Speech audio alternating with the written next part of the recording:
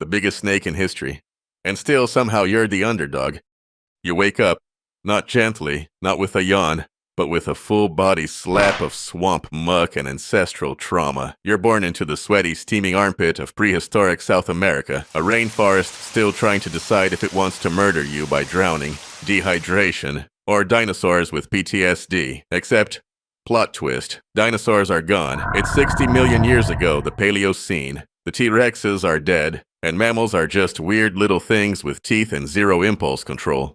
But you're a Titanoboa, a noodle with the mass of a bus and the ambition of a death roller. Oh, and fun fact, you're not alone. Nope.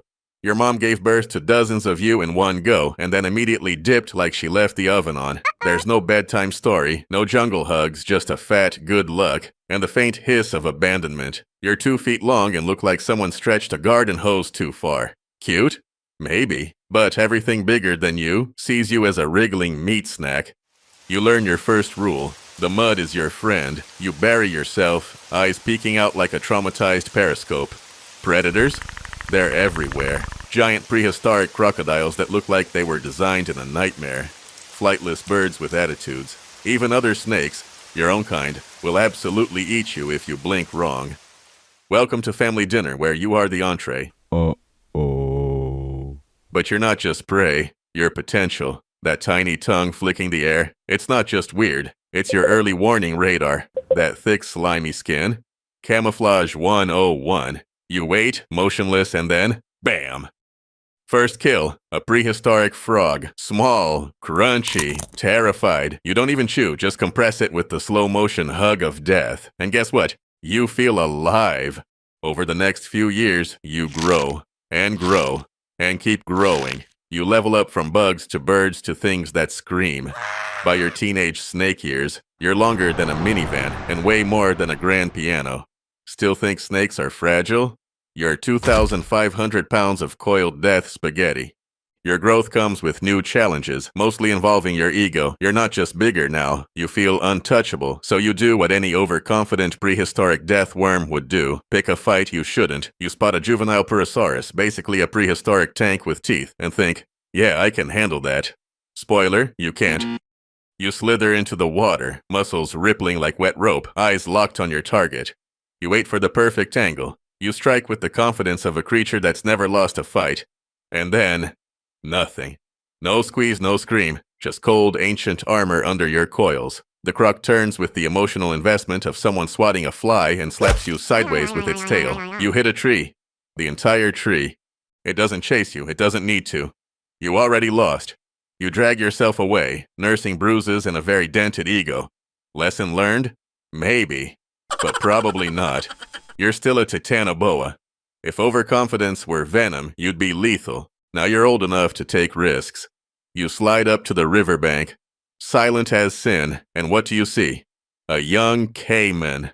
Not a baby, not an old geezer. A perfect, crunchy middle child of a reptile. You do what any self-respecting monster noodle would do. You strike. Coils whip out, grip tight, squeeze. There's a sound like nature cracking its knuckles. The caiman goes from apex predator to unwilling scarf in 6 seconds. And speaking of scarfing, have you hit that subscribe button yet? Because if not, I might wrap around your phone like I wrap around prey. And trust me, I don't let go.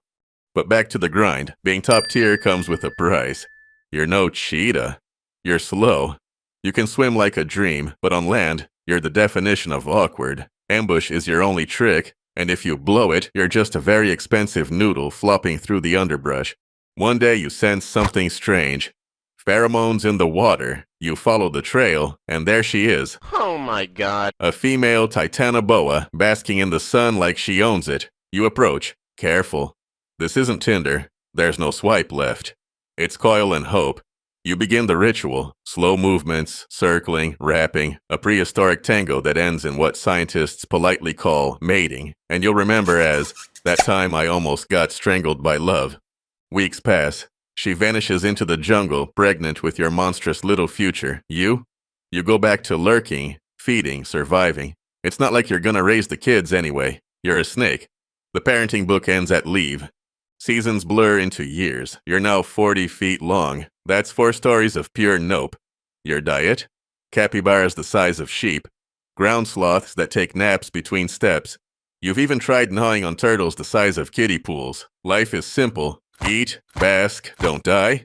But something's changed. You're slower, not like, oops, missed the frog, almost got ambushed by a crocodile I used to bully. Slow. Your reflexes aren't reflexing. Your tongue flick is more of a lazy taste test. You go for a deer and it escapes. A deer.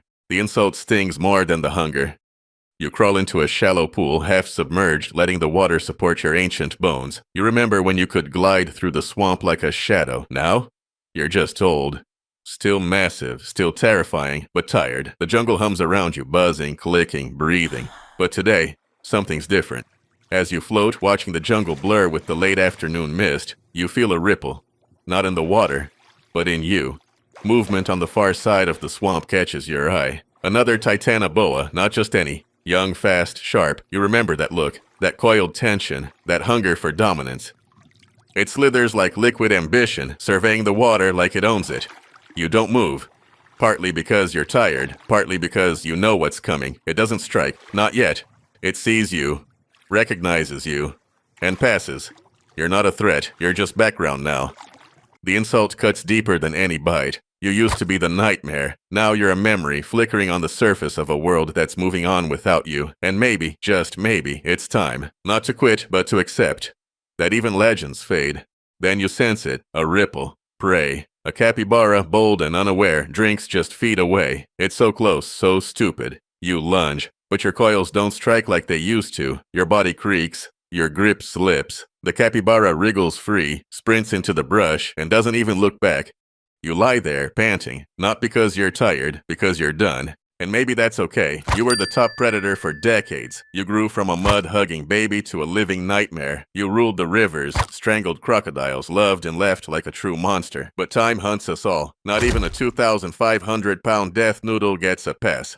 So as the sun sets over the swamp and the calls of strange new mammals echo through the trees, you let your heavy body sink beneath the water. This isn't defeat.